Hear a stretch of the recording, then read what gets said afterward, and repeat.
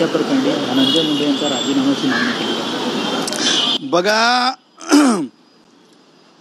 ज्या मृत व्यक्तीवर त्या मृत व्यक्तीच्या म्हणजे एकूण जे काही राजकारण चालवलेलं आहे, ज्यांना बोलण्याची ढब नाही, पावशेर दारू पिऊन त्यांच्या बोलण्याला किंमत नसते, असे लोक आता त्या देशमुख कोण आहेत त्यांचं ज्यांच्या मृत्यूच्या पश्चात राजकारण करायला निघाले ते पावशेरी पिणारे लोक, त्यांनी थोडंसं विचार बाळगले पाहिजे. एक संस्कृती आहे.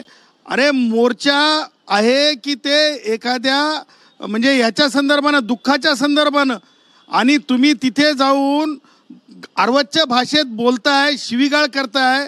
ते दुःखाचा मोर्चा आहे की शिमग्याचा खेळ आहे? अरे काहीतरी बाळगलं पाहिजे. सांस्कृतिक महाराष्ट्र आहे. पावशेऱ्या पिल्या की काही ओरडायचं.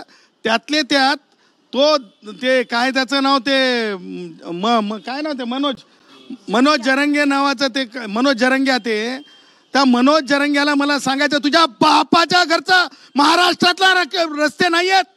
मनोज जरंग्या, तुझ्या बापाच्या घरचे महाराष्ट्रातले रस्ते नाही आहेत. मनोज जरंग्या, तुझ्या बापाच्या घरचे महाराष्ट्रातले रस्ते नाही आहेत. काय बोलायलास तू? केवळ सन्माननीय मंत्री धनंजय मुंडे हे भटक्या विमुक्त समाजातून येतात म्हणून तू असं बोलतोस? रस्त्यानं फिरू देणार नाही. तुला कुणी दिलाय अधिकार? तू कोण आहेस? इथं जातीचं वर्चस्व चालत नसतंय, संविधानाचं वर्चस्व आहे. सन्माननीय मंत्री धनंजय मुंडे यांच्याबद्दल हे असं बोलणं हे अत्यंत असंस्कृतपणाचंच नाही. मला हे म्हणायचं आहे की दुसऱ्या एखाद्या उच्च जातीच्या मंत्र्यावर जर हे बोललं गेलं असतं तर ताबडतोब पोलीस प्रशासनाने कारवाई करायलाच पाहिजे होती, केलेली आहे. हे अगोदर आम्ही पाहिलेलं आहे. जस्ट बिकॉज मागासवर्गीय समाजातले धनंजय मुंडे आहेत म्हणून कारवाई होत नाही का? का तर हे प्रेशर आणलं जाते, मराठा आमदारांचा प्रेशर आहे म्हणून. तो धस मराठा आमदारांचं नेतृत्व करतोय म्हणून. त्याही पुढे जाऊन सन्माननीय विभागीय अधिकारी शहाजी उमप साहेब, तुम्ही मराठा समाजाचे अधिकारी आहात.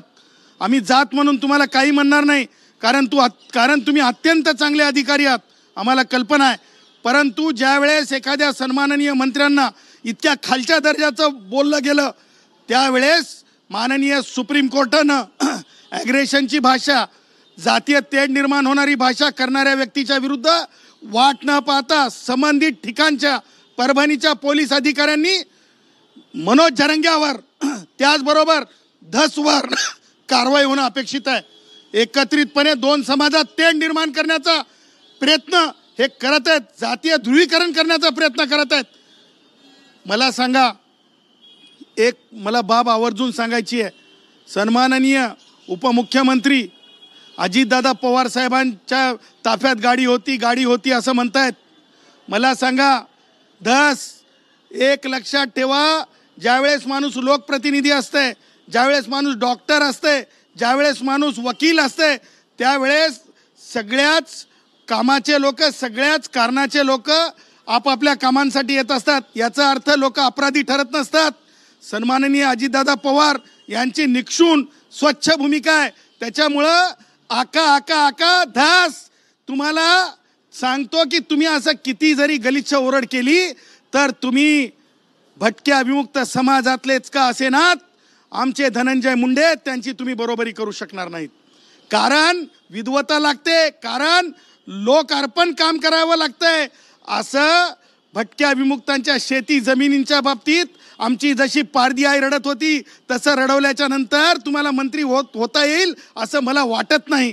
त्यामुळं मला स्पष्टपणे आज डंके की चोट पे सांगायचं आहे, अशा प्रकारचे मोर्चे कशासाठी म्हणून काढले चाललेत की आम्ही दुःख व्यक्त करतो न्याय मिळावा म्हणून, आणि काय तर फाशी द्या, फाशी न्यायालय देतात. अशा प्रकारचा चावटपणा करणं, अशा प्रकारचा एक समाजामध्ये सामाजिक तेढ निर्माण करणं हे थांबलं पाहिजे असं आमचं अंतिम मत आहे. आणि जर हे नाही झालं, आता धनंजय मुंडे साहेबांना ज्या प्रकारे बोललं त्यावर कारवाई नाही झाली तर आम्ही आमची कायदेशीर प्रक्रिया पूर्ण करू. आम्हाला गृह मंत्रालयाशी संबंधित नाही आहे, परंतु स्थानिक पोलीस अधिकाऱ्यांवर ह्या मराठा आमदारांचा दबाव आहे का, हे आमचं म्हणणं आहे. आज गेल्या आठवड्यामध्ये जे बीड जिल्ह्यामध्ये जे वातावरण चालू आहे आणि मयुरीताईंनी ज्या ठिकाणी उपोषण केलं व जे बीड जिल्ह्याचं मध्ये जातीवादाचं राजकारण चालू आहे त्याचा मी प्रथम निषेध करतो. आणि ज्या सरपंचाची हत्या झाली त्याचं समर्थन तर या भारतामध्ये कुणीही करू शकत नाही. जे दोषी असतील त्यांच्यावर कारवाई झाली पाहिजे ही आमची सुद्धा मागणी आहे. परंतु काही लोकांनी फक्त जातीवाद आणि राजकारणामध्ये स्वतःची पोळी भाजवण्याचं काम चालू आहे. याच्यामध्ये सुरेश धस असतील, अगदी तो जरांगे असेल, अनेक लोक असतील. त्यांना आमची विनंती असेल, सदावर्ते साहेब या ठिकाणी खूप चांगली भूमिका निभावत आहेत. त्यांचंही वंजारी समाजाच्या वतीने त्यांचंही मी मनापासून आभार मानतो. आणि आज जाणीवपूर्वक एक ओबीसीतला माणूस म्हणून